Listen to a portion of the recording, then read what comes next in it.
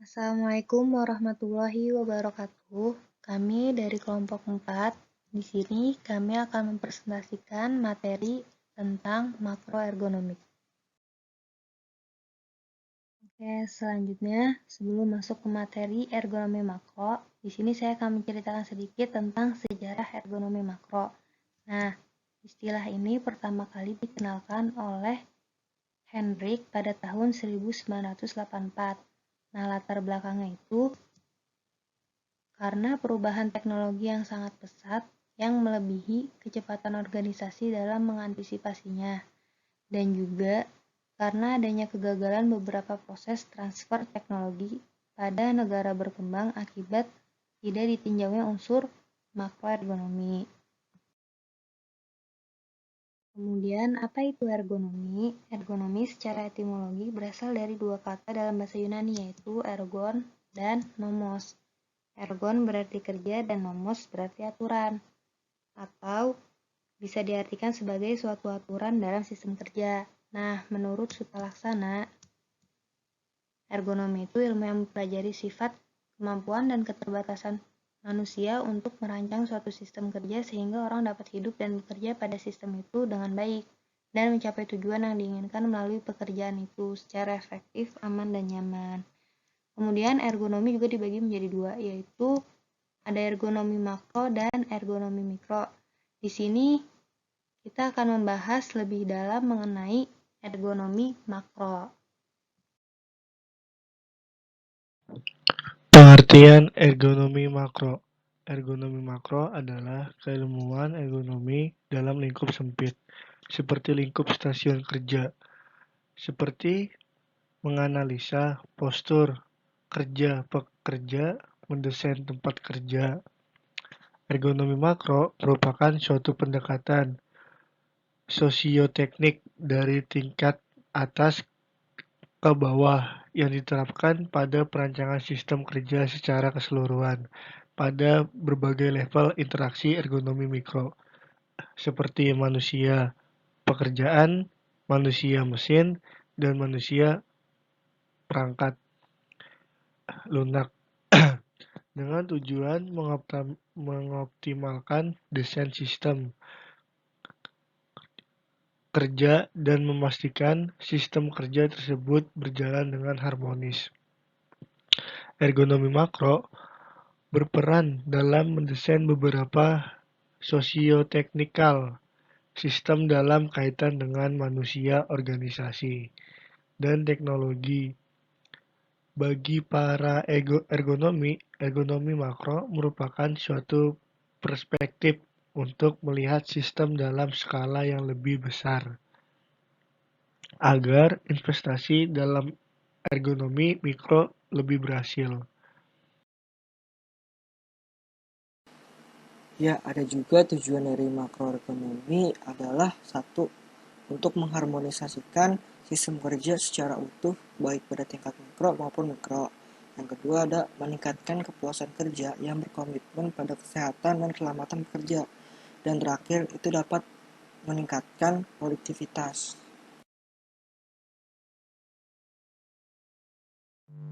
Selanjutnya, ini adalah penjabaran dari ketiga faktor yang harus dipertimbangkan tadi dalam merancang sebuah work system design. Yang pertama itu ada personel. Jadi dalam rangka meningkatkan daya saing sebuah perusahaan, salah satu faktor utama yang dipertimbangkan dalam work system design adalah aspek personelnya. Faktor ini merujuk pada pemilihan personel organisasi yang tepat berdasarkan kualifikasi yang diperlukan. Contohnya adalah misalkan dari tingkat profesionalismenya, atau bisa dilihat dari faktor budaya, karena setiap personel itu memiliki budaya yang berbeda-beda. Dan ada faktor psikososialnya juga yang setiap personel itu mempunyai perbedaan. Faktor yang kedua itu adalah teknologi. Teknologi yang diaplikasikan dalam perusahaan menjadi sesuatu yang sangat penting. Karena teknologi saat ini menjadi salah satu kebutuhan perusahaan dalam rangka meningkatkan daya saingnya terhadap rival. Dengan demikian, faktor ini merujuk pada aplikasi teknologi yang sesuai bagi perusahaan dengan mempertimbangkan beberapa kebutuhan beserta constraint yang dimiliki perusahaan. Sebagai contohnya ya, salah satu contohnya Jika dilihat zaman sekarang, teknologi itu sudah banyak mengalami kemajuan yang cukup pesat. Kayak perusahaan seperti perusahaan industri, sudah banyak yang menggunakan kayak teknologi yang bisa dibilang canggih untuk mendukung proses produktivitasnya. Yang diharapkan dengan teknologi yang canggih ini bisa membuat produktivitas menjadi lebih baik. Jadi dia nggak kalah saing sama rivalnya.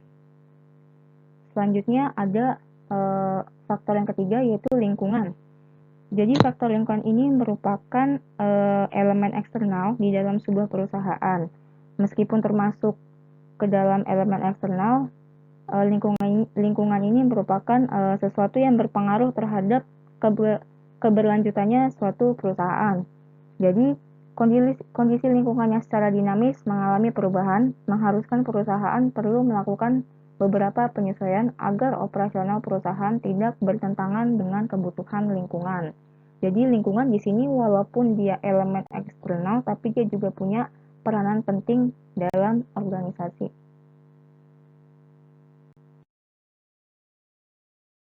Selanjutnya ini balance model dalam ergonomi makro. Jadi, dalam konsep ergonomi makro, fokus perhatian utamanya itu tidak hanya interaksi yang terjadi antara manusia dengan elemen-elemen yang ada di dalam organisasi, melainkan juga memperhatikan interaksi antar elemen organisasi dengan elemen yang lain, termasuk elemen eksternal. Elemen eksternal yang dimaksud itu adalah lingkungan. Agar suatu organisasi dapat berjalan secara harmonis, maka perlu adanya langkah untuk menyeimbangkan interaksi-interaksi yang terjadi dalam organisasi atau bisa disebut balancing. Proses penyeimbangan ini selanjutnya diimplementasikan berupa model keseimbangan interaksi yang saling berpengaruh dan saling mendukung satu sama lain dalam sebuah kerangka kerja perusahaan. Bisa dilihat, gambar di samping ini merupakan bagan model balancing. Jadi di sini human itu sebagai center atau sebagai pusatnya. Jadi semua elemen misalkan kayak task, environment, tools or teknologi dan organization itu harus berbasis pada manusia. Nah, karena di sini human sebagai pusatnya juga, jadi dalam perencanaan organisasi juga menggunakan pendekatan manusiawi, misalkan dalam perancangan alokasi tugas dan fungsinya. Begitupun dengan tools or teknologi dan organisasinya, itu harus menggunakan pendekatan yang manusiawi.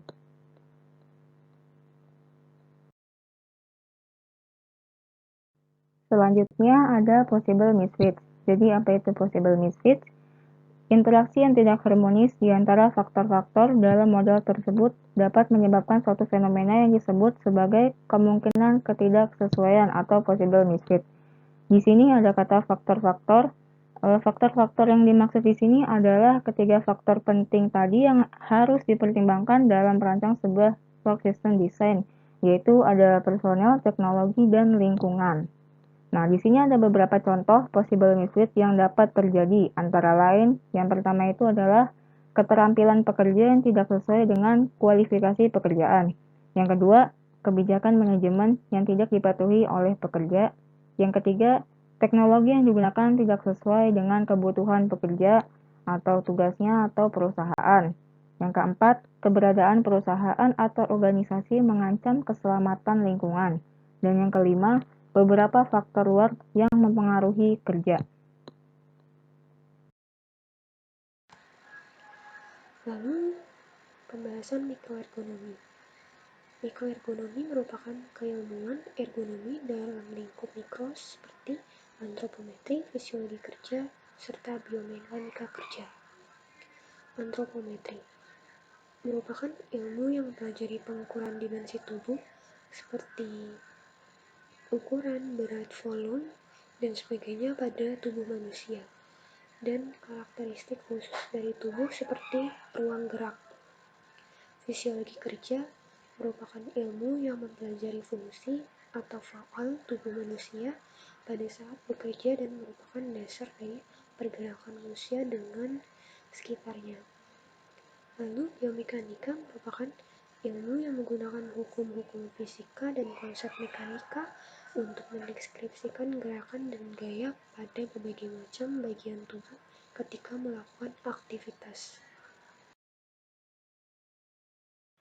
Metode pengukuran yang termasuk dalam ergonomi mikro. Yang pertama, REBA, Rapid Entry Body Assessment. Yang kedua, RULA, Rapid Upper Limb Assessment. Yang ketiga, ROSA, Rapid Office Strength Assessment. Yang keempat, KICS, Quick Exposure Check. Yang kelima, EC, Ergonomic Assessment Survey Method. Yang keenam, BRIEF, Basic Identification of Ergonomic Factor. Yang ketujuh, ergonometri desain tempat kerja.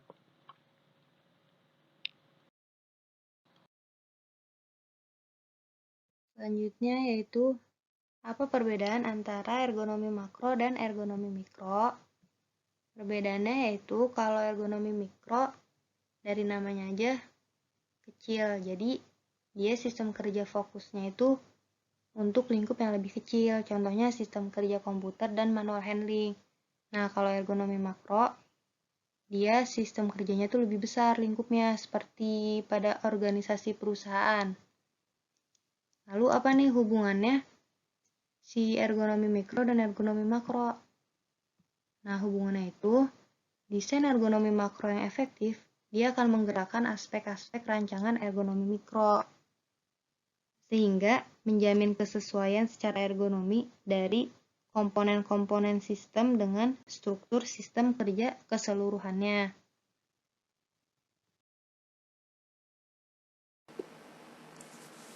Ya, jadi kita punya contoh salah satu kasus, yaitu ada seorang pekerja body repair yang sedang memperbaiki panel pintu pada tahapan pengelupasan cat menggunakan hot gun dan scrap yang dilakukan secara sendiri. Jadi kita ada mempunyai dua gambar, yaitu A dan B. Mari kita analisa keduanya. Nah, yang pertama ini yang A. Yang A ini adalah proses pengelupasan cat pada bodi pintu kendaraan dengan posisi yang salah. Kenapa dikatakan salah? Karena posisi hot gun yang pekerja pegang itu tegak lurus atau 90 derajat dengan panel pintu. Nah, hal ini tuh menyebabkan panasan dikeluarkan cuma pada satu titik, sehingga menyebabkan panel bergelombang. Dan yang kedua itu arah scrap vertikal yang menyebabkan gaya yang diperlukan itu cukup besar, jadi memerlukan tenaga yang cukup kuat. Itu menyebabkan pekerja bisa mengalami kelelahan dan juga mendapatkan hasil yang tidak maksimal.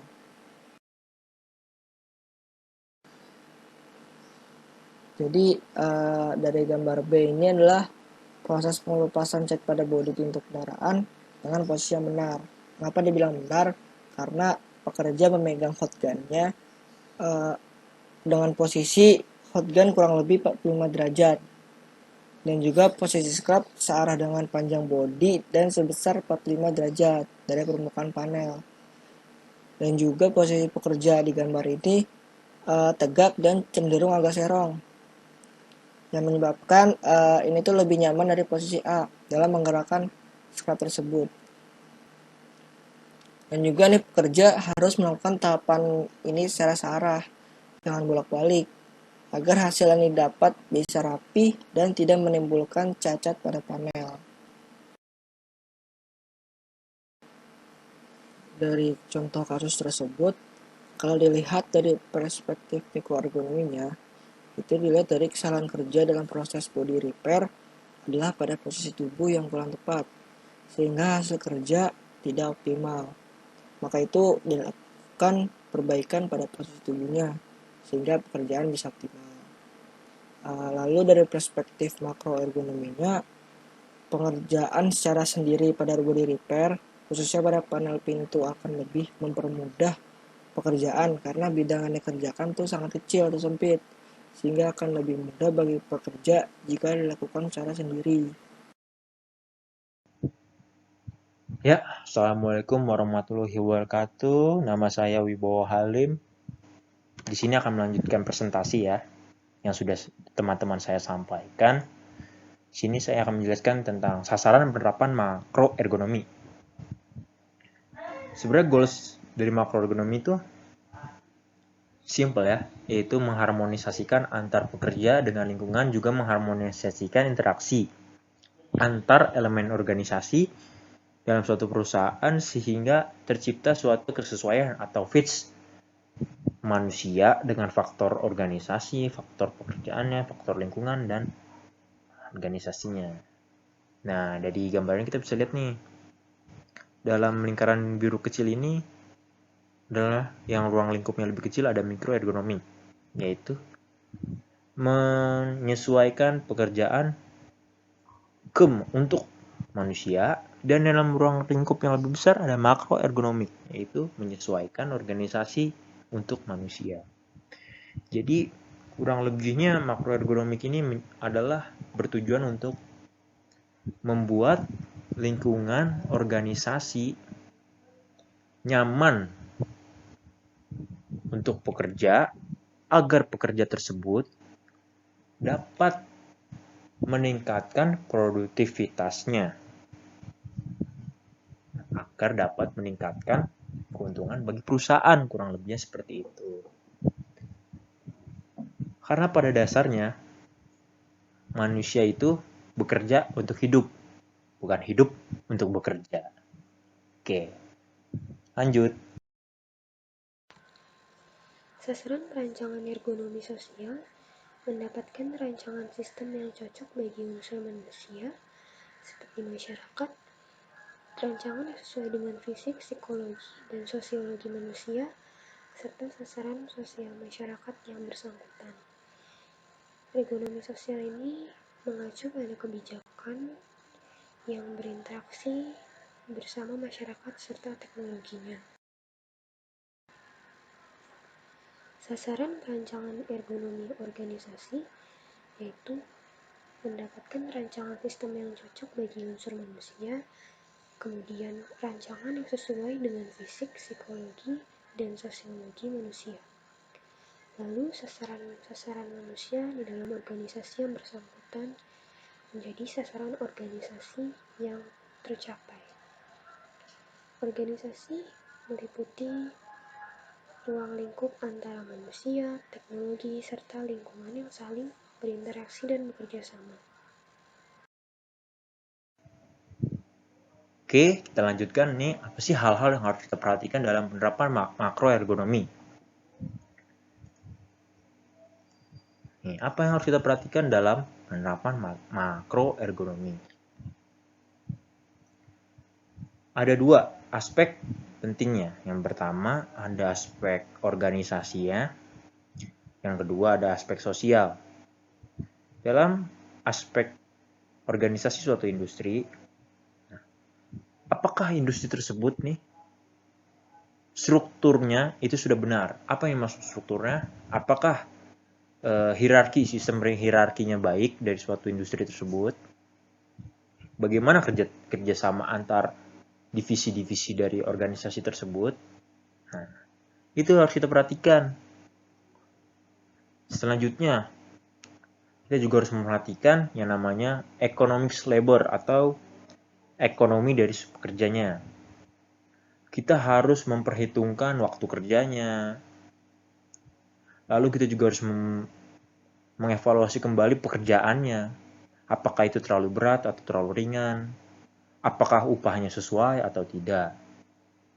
Lalu kita juga harus, organisasi tersebut juga harus memperhitungkan waktu kerjanya. Apakah pekerjaannya memberikan tekanan waktu pekerjanya karena misalkan terlalu lama, atau waktunya terlalu singkat dengan pekerjaan yang sangat banyak. Lalu kita juga harus memikirkan tentang waktu shiftnya, satu shift, sehari berapa shift, berapa jam, berapa bayarannya shift jika shift malam. Kita juga harus memikirkan pekerja paruh waktu, pekerjaan yang dibawa pulang di hari Sabtu Minggu. Lalu sebagai organisasi juga harus memperhatikan atau memperhitungkan cara agar terus berkembang. Nah, apakah itu aman lingkungan kerjanya? Apakah kualitas yang dihasilkan dari produk maupun kualitas kehidupan atau kehidupan karyawan itu baik? Nah, itu ada 4 ya yang dari industrial organization aspeknya. Nah, selanjutnya nih untuk aspek sosialnya, bagaimana sosial menilai suatu pekerjaan. Karena dalam sistem suatu sosial ini kita mengetahui bahwa adanya perubahan teknologi. Maka agar suatu perusahaan dapat dibilang ergonomis, maka perusahaan itu harus mengikuti yang namanya perubahan perkembangan zaman. Dia harus mengikuti perubahan teknologi agar dapat mampu bersaing serta memberikan kenyamanan bagi pekerjanya. Nah, perusahaan juga harus memperhatikan nih sistem edukasinya. Karena teknologi berubah, maka pekerjanya pun harus diberikan edukasi yang sesuai dengan teknologi terbaru. Nah, kita dalam aspek sosial juga harus memperhatikan pengangguran. Apa sih yang akan terjadi jika perusahaan ini mengambil action ini? Apakah akan berdampak sebagaimana? Dia harus memikirkan pengangguran yang ada. Apakah kita harus merekrut lebih banyak orang, atau kita harus meliburkan berapa orang, merumahkan berapa orang. Seperti kasus corona sekarang, banyak pekerja yang hilang pekerjaannya. Nah, itu merupakan salah satu aspek sosial dari ergonomi. Karena perusahaan ingin survive, maka dia harus rela memulangkan beberapa pekerjanya. Nah, kita juga harus memperhatikan karirnya, aspek masa depan dari pekerja tersebut. Terus suatu perusahaan juga harus memperhatikan yang namanya kesehatan pekerja. Nah, zaman sekarang nih sudah banyak ya perusahaan di Indonesia terutama yang memanfaatkan adanya BPJS Ketenagakerjaan. Nah, itu adalah merupakan suatu tindakan ergonomi itu dari perusahaan untuk memperhatikan aspek sosial atau kesehatan dari pekerjanya. Lalu kita harus mengetahui juga nih demographic condition. Nah, di sini ada pyramids of age, itu maksudnya apa sih? Itu adalah piramida umur. Misalkan di sini ada sebuah piramida umur. Misalkan kita buat 3 tingkatan aja. Nah, yang berada di sini adalah kelompok umur yang paling muda. Jumlahnya harus paling banyak dalam suatu organisasi. Yang di sini umurnya bisa kita bilang madya lah. Ini biasanya jabatannya lebih tinggi daripada yang ini, jumlahnya juga lebih sedikit. Nah, idealnya yang paling atas nih, yang paling tua jumlahnya harus paling sedikit dari yang lain. Itu adalah salah satu demographic condition. Terus di sini juga ada woman atau wanita. Nah, sekarang kan sedang marak dalam peraturan pemerintah harus mengikut sertakan pekerja wanita dalam suatu perusahaan berapa persen. Nah, itu juga salah satu aspek sosial yang harus kita perhatikan dalam kegiatan industri atau organisasi. Kita juga harus memperhatikan pekerja yang sudah tua. Apakah pekerjaan yang kita berikan ke dia pantas atau terlalu berat? Nah, kita juga harus memikirkan handicap people atau orang-orang yang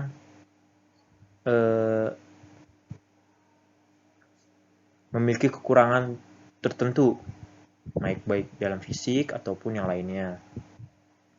Kita harus menyediakan suatu fasilitas yang lebih untuk orang-orang seperti itu. Nah, selanjutnya ada juga nih aspek tentang sosial budaya. Nah, kita harus memperhatikan tradisi tempat organisasi itu didirikan. Misalkan di Indonesia, terus berbuat sopan santun, berpakaian rapi, rambut tidak boleh gondrong. Itu budaya orang Indonesia itu. benci sekali dengan orang rambut gondrong. Sudah dalam PNJ itu.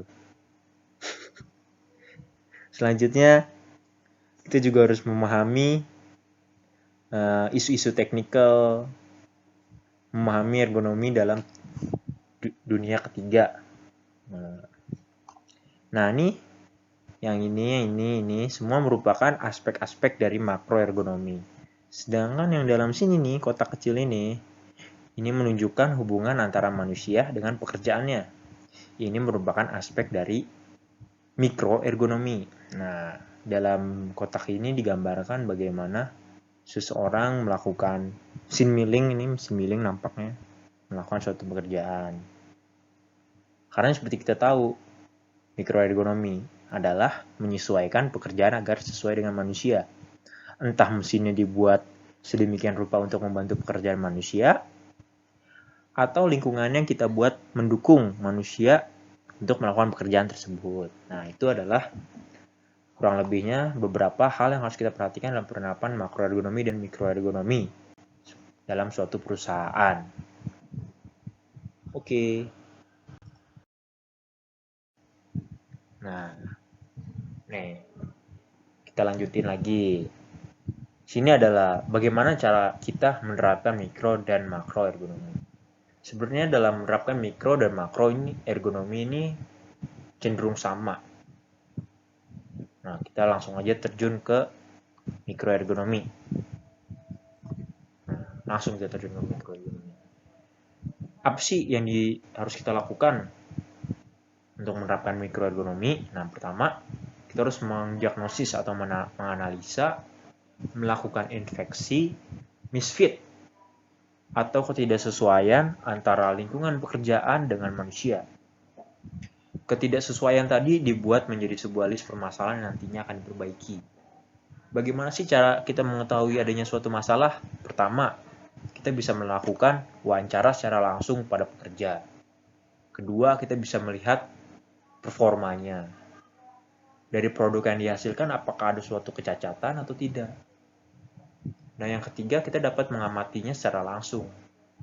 Nah, yang kedua, kita lakukan sebuah treatment untuk mengatasi solusi yang telah kita dapati. Nah, yang terakhir, yang ketiga, kita harus lakukan follow up. Follow up ya. Follow up itu ngapain sih? Ya, kita evaluasi. Apakah solusi yang kita berikan itu memberikan suatu manfaat? Jika iya, maka kita harus melakukan sebuah pengembangan ke depannya agar lebih baik. Ya, jika tidak, kita juga harus memperbaikinya lagi. Nah, sebagai contoh nih, dalam suatu pekerjaan bengkel, orang ini diminta untuk membuat sebuah lubang, processing bore. Nah, namun produk yang dihasilkan kurang dari apa yang ditargetkan. Masalahnya apa? Satu, dia sangat lama untuk menentukan titik atau melakukan penitikan lubang, penandaan lubang. Nah, karena pekerjaannya lama, sulit, produknya berulang banyak, makin lama produknya makin ngaco dibuat sama dia. Nah, apa sih treatment yang harus kita lakukan? Nah, kita bisa membuat suatu jig and fixture untuk membantu pekerja tersebut melubangi suatu benda kerja tersebut. Nah, lalu setelah kita membuat jig and fixture, kita follow up nih, bagaimana hasilnya? Apakah lebih produktif atau tidak? Seperti itu kurang lebihnya. Lalu untuk metode untuk makro nih, hampir sama. Cuma untuk makro ini kita harus menganalisa sistem secara menyeluruh. Dari sistem hubungan antar tingkatan organisasi, hubungan antar manusia dengan lingkungan, pekerjaan, dan peralatan, agar dapat menemukan ketidaksesuaian yang menghambat produktivitas.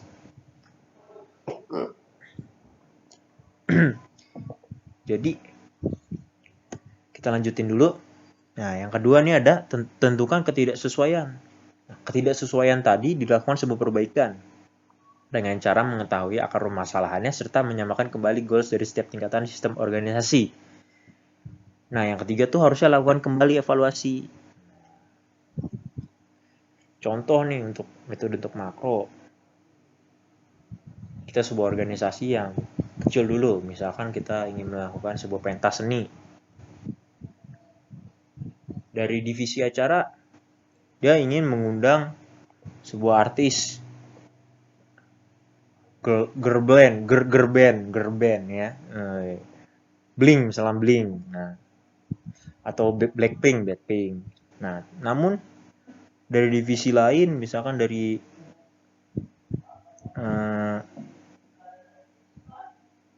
divisi keamanan, ya kan, tidak setuju nih untuk mengundang. Kenapa? Karena wah itu terlalu tidak senonoh atau bagaimana menurutnya.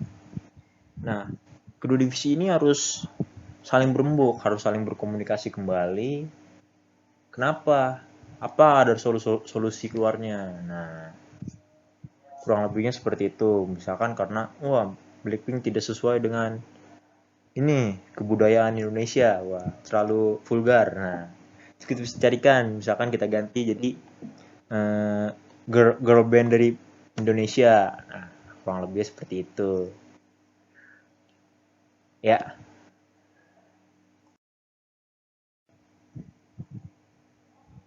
Ya, assalamualaikum. Nah, kita lanjutkan nih sifat-sifat perancangan sistem makroergonomi.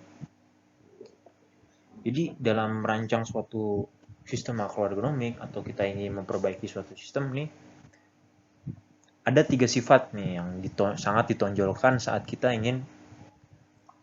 Nah, ada 3 sifat yang menonjol saat kita ingin melakukan perancangan sistem ergonomi. Nah, biasanya sifatnya itu iteratif. Maksudnya apa sih? Yaitu adalah sebuah proses perulangan. Prosesnya apa aja? Yaitu analisis, perbaikan, dan melakukan evaluasi. Jadi proses tersebut tuh akan dilakukan berulang kali demi mencapai sebuah kesempurnaan.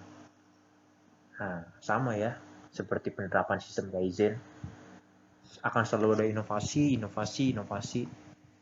agar tercapainya kesempurnaan atau mendekati sempurna. Lalu sifat yang kedua itu non-linear.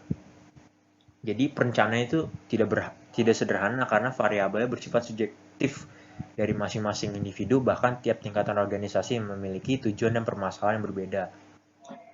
Jadi tidak mudah ya, karena untuk menyesuaikan suatu lingkungan pekerjaan bagi banyak orang itu sangat sulit karena setiap orang mempunyai kebutuhan yang berbeda-beda dan memiliki keinginan yang berbeda-beda.